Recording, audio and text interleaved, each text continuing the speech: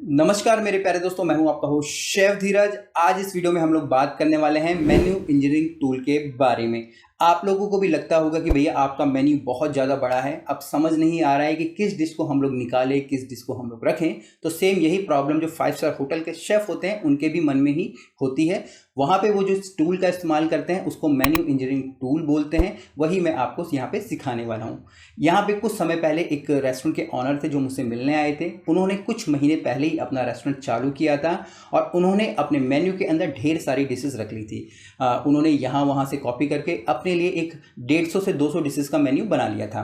But अब उनको समझ नहीं आ रहा था कि भैया ये जो मेन्यू मैंने बना दिया है, क्या मुझे इससे प्रॉफिट हो रहा ही नहीं हो रहा है, कौन सी डिशेज़ मैं रखूं। तो जो प्रॉफिट वाली बात है वो तो हमें पहले उसकी फूड कॉस्ट कैलकुलेट करनी होगी, बट कौन सी डिशेज़ को आगे चलाना है, क्योंकि आपकी जो डिशेज़ होती हैं आपको ये भी समझना होगा कि भैया जो डिश मैंने रखी है क्या वो सही है या नहीं है। उन सब के लिए जो कारगर चीज़ साबित होती है उसको मेन्यू इंजीनियरिंग टूल बोलते हैं। ठीक है, तो आप लोगों को इस वीडियो को एंड तक देखना है। और अगर आप भी इसी समस्या से जूझ रहे हैं कि भैया अपने मेन्यू के अंदर कौन सी डिशेज़ रखें, किसको निकालें, तो ये वीडियो आपके लिए हेल्पफुल है। और यहाँ पे वीडियो को मैं आगे बढ़ाऊँ, मैं आपको ये भी बताना चाहूँगा कि हम लोग अपने पर्सनल कोचिंग प्रोग्राम चलाते हैं। अगर आप कोई रेस्टोरेंट स्टार्ट कर रहे हैं तो आप हमसे पर्सनल कोचिंग ले सकते हैं। अगर आप इस फील्ड से नहीं हैं तब भी आप सीख सकते हैं, या अगर आपका कोई रेस्टोरेंट ऑलरेडी रन कर रहे हैं और आपको प्रॉफिट नहीं आ पा रहा है और आपको ये सारी की सारी चीज़ें सीखनी है, तब भी आप हमारे जो पर्सनल मेंटरशिप के प्रोग्राम ले सकते हैं। यहाँ पे मैंने अपनी हर एक डिशेस को 4 सेक्शंस में डिवाइड कर दिया है। मतलब कि आपके मेन्यू के अंदर जितने भी डिशेज है, चाहे 100 है 150 हैं, वो एक किसी ना किसी एक कैटेगरी में आएंगी। अब ये कैटेगरी कौन सी है 4? ये है हमारी कैश काउ, स्टार्स, डॉग और पजल। ठीक है, तो इन 4 कैटेगरी के अंदर ही हमारे जो एक पर्टिकुलर डिशेज है वो आएंगे। मान लीजिए मेरे यहाँ पे बिरयानी है, मेरे यहाँ पे दाल है, मेरे यहाँ पे चावल है, रोटी है, चाहे जो भी आइटम है, तो इनमें से हर एक आइटम किसी ना किसी कैटेगरी के अंदर आएगा। अब यहाँ पे प्रॉपरली एक तरीके से ये टूल है। अगर आप देखेंगे यहाँ पे मैंने लो लिखा है, यहाँ पे हाई लिखा है, और जो ये वाली चीज़ें जा रही है यहाँ पे, ये जा रही है हमारी प्रॉफिटेबिलिटी की तरफ। मतलब यहाँ पे जो पजल्स हैं वो हमारे प्रॉफिटेबल होंगे। ठीक है, जो डॉग्स हैं हमारे वो क्या होंगे, हमारे यहाँ पे जो प्रॉफिटेबल नहीं होंगे। वहीं अगर मैं ऊपर की तरफ जाऊँ, यहाँ पे डॉग्स है और कैश काउ है। जो कैश काउ है वो हाई की तरफ है, मतलब कि यहाँ पे ये पॉपुलैरिटी, यहाँ पे जो जो डिशेज हैं जो कैश काउ के अंदर आएंगी वो पॉपुलर हैं, बट वहीं उनका मार्जिन कम होगा। वहीं अगर मैं डॉग्स की बात करूं तो ये इनका जो मार्जिन होगा, प्रॉफिटेबिलिटी होगी वो भी कम होगा, और जो इनकी पॉपुलैरिटी होगी वो भी कम होंगी। अब एक एक करके मैं इनको समझता हूँ। सबसे पहले मैं लेता हूँ यहाँ पे स्टार्स। ठीक है जी, स्टार्स का मतलब होता है वो डिशेज जिनमें की जो मार्जिन होता है, प्रॉफिट होता है वो भी ज़्यादा होता है, और ये यहाँ पे इनकी जो पॉपुलैरिटी होती है वो भी बहुत ज़्यादा होती है। मतलब कि इनको बेचने में हमें बहुत ज़्यादा फ़ायदा होता है।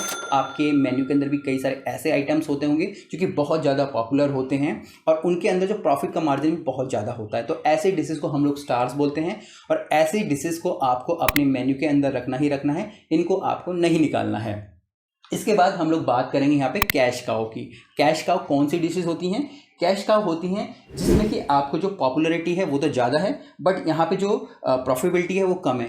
ऐसे डिशेस जो कि बहुत ज़्यादा चलती हैं, जैसे कि हमारे दाल हो गए, चावल हो गया, रोटियाँ हो गई। ठीक है, यहाँ पे ये पॉपुलर तो हैं बट इनके अंदर जो मार्जिन है वो कम है। और ऐसे डिशेस के साथ आपको क्या करना पड़ता है? ऐसे डिशेस के लिए आपको उनको किसी के साथ कंबाइन करना होता है। ठीक है, और कोशिश करनी पड़ती है कि भैया आप उनको स्टार्स की तरफ लेके जा रहे हैं। ठीक है, तो ये आपको आपकी जो कैश काउ जो डिशेस होती है उनके साथ करना है। तीसरा यहाँ पे आता है आपके पजल्स। अब पजल्स कौन सी डिश होती हैं? पजल्स अगर देखेंगे नाम से ही थोड़ा कन्फ्यूजन है। यहाँ पे पजल्स का मतलब है कि भैया जो आपकी प्रॉफिटेबिलिटी है वो तो ज़्यादा है, ठीक है, बट यहाँ पे जो पॉपुलैरिटी है वो कम है। कुछ डिशेज ऐसी होती हैं जो कि आपकी पॉपुलर तो कम होती हैं बट उनको बेचने में आपको बहुत ज़्यादा फ़ायदा होता है, उनको हम लोग पजल्स बोलते हैं। ऐसी डिशेस को आपको आपकी जो मेन्यू है वहाँ पे रखना चाहिए, और बट आपको अपने वेटर्स को एक तरीके से ट्रेंड करना चाहिए कि भैया जाके तुम लोगों को बताओ, क्योंकि इस डिश में हमको प्रॉफिटेबिलिटी ज़्यादा है बट लोग इसके बारे में नहीं जानते। वहीं आप समय समय पे डिस्काउंट्स ऑफर चला सकते हो पर्टिकुलर डिश के ऊपर। तो ये आपको आपकी जो पजल डिशेस के साथ करना है। सबसे लास्ट यहाँ पे आती है डिशेज जिनको कि हम लोग डॉग बोलते हैं। डॉग माने कुत्ता। ठीक है, आपको देखना है कि भैया कौन सी ऐसी डिशेज हैं जो जिनकी लो प्रॉफिटेबिलिटी है, जिनको कि मतलब कि बनाने में बहुत ज़्यादा पैसा लगता है, मैन पावर लगता है, और इनकी पॉपुलैरिटी भी नहीं है, मतलब ये किसी काम की नहीं है। तो ऐसे डिशेस को अपने जो मेन्यू से आपको निकाल देना है, ठीक है, जिसमें बिल्कुल भी प्रॉफिट नहीं है, ना ही वो पॉपुलर हैं, उनको आपको निकाल देना है, या फिर कोशिश करनी है कि भैया या तो वो कैश काउ बन जाएं या फिर वो स्टार्स की तरफ आपके चले जाएं। कुछ ना कुछ आपको चेंजेस वहाँ पे करने पड़ेंगे, ठीक है। हो सकता है कि आप इनके जो रेसिपीज़ हैं वो थोड़ी चेंज कर दें, ठीक है, या फिर इनको कंप्लीटली हटा दें, ठीक है। हटाना ही ये बेस्ट सोल्यूशन रहेगा, बट ये भी ध्यान रखना है ये ना हो कि आप सारी डिशेस को हटा रहे हैं, आप कुछ कुछ डिशेस को धीरे धीरे करके हटा सकते हैं। तो यही एक हमारा जो मेन्यू इंजीनियरिंग टूल होता है जिसका कि यूज़ कर सकते हैं आप अपने मेन्यू को बिल्कुल परफेक्ट बनाने के लिए, और यही टूल है जो बड़े बड़े 5 स्टार होटल्स होते हैं वहाँ के शेफ लोग यूज़ करते हैं। अब ये नॉलेज आप लोगों के पास भी है, तो आप भी अपनी एक चार्ट बना लीजिएगा, अपनी सारी की सारी डिशेज उस पर लिखिएगा